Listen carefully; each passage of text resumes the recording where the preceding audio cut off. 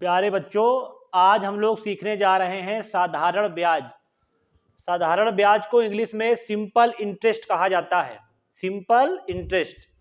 अगर कोई बच्चा इंग्लिश मीडियम का भी होगा तो वो सारे विषयों को समझ सकता है। अब बात आती है कि साधारण ब्याज क्या है, साधारण ब्याज की आवश्यकता क्यों लगती है। देखिए, अब हम चाहे बैंक से पैसा लेकर आवें या चाहे बैंक में पैसा जमा करके आवें या किसी साहूकार या किसी से उधार लेकर आवें, हर कोई एक निश्चित समय के लिए पैसा देता है, हर कोई एक निश्चित दर लगाकर पैसा देता है।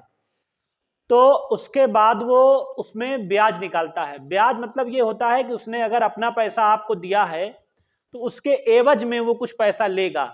मान लीजिए किसी ने 100 रुपया आपको 1 वर्ष के लिए 10% दर से दिया है, तो वो रुपया आपने 1 साल अगर उसका इस्तेमाल किया है तो वो उसके एवज में आपसे ब्याज लेगा। अब आती है फार्मूले की बात कि आखिर वो सिंपल इंटरेस्ट निकाला कैसे जाएगा। ये वो साधारण ब्याज है। साधारण ब्याज बराबर होता है मूलधन गुणे समय गुणे दर बटे 100। ये फार्मूला है आपका, मूलधन गुणे समय गुणे दर। मूलधन होता है इंग्लिश में प्रिंसिपल बोलते हैं, प्रिंसिपल को दिखाते हैं पी से शार्ट में। फिर दूसरी चीज है समय, समय को दर्शाते हैं टाइम से, तो ये हो गया आपका टी। तीसरा है आपका दर, दर दिखाते हैं रेट यानी आर से। और सिंपल इंटरेस्ट होता है एसआई बराबर पी टी आर बटे 100। पी का मतलब क्या है, प्रिंसिपल यानी मूलधन। टी का मतलब क्या है, टाइम यानी समय। आर का मतलब क्या है, रेट यानी दर, और 100 से भाग करा देंगे। अब बात आती है कि ब्याज लेने के बाद वो साल के आखिरी में कुल कितना पैसा लेगा। तो मिश्र धन बराबर होता है अमाउंट, मिश्र धन को कहते हैं अमाउंट। ए से मूलधन धन ब्याज, पी धन आई।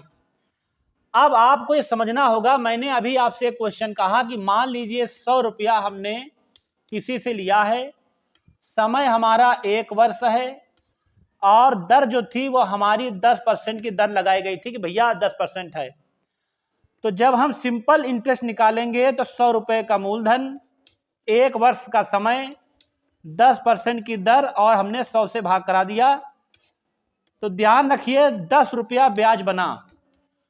उस आदमी ने जो हमको 100 रुपया दिया था, 1 वर्ष के लिए दिया था, 10% की दर लगा के दिया था, उसका जो हमने साधारण ब्याज निकाला है, आप भूल नहीं जाएंगे पीटीआर बटे 100 याद रखिए। पी माने प्रिंसिपल यानी मूलधन, टी माने टाइम यानी समय, आर माने रेट यानी दर।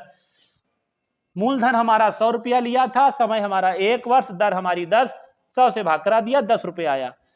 ये उसका ब्याज बना। अगर हम चाहते हैं कि उसका पैसा हम चुका दें या उसको कितना रुपया देना पड़ेगा, तो 100 रुपया हमने लिया था, 10 रुपया हमने उसका ब्याज बन गया है, तो 110 रुपया अगर हम उसे दे दें तो हम उसके कर्जे से मुक्त हो सकते हैं।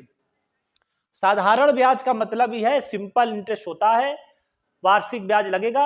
आपको 110 रुपया देना है और आप उसके जो आपने पैसा लिया है उससे आप मुक्त हो जाएंगे। घर में 5-6 प्रश्न जो आपके एक्सरसाइज में दिए हुए हैं आप उनको दोहराइए और इससे आपको बिल्कुल 100% समझ में आ जाएगा। बहुत बहुत धन्यवाद।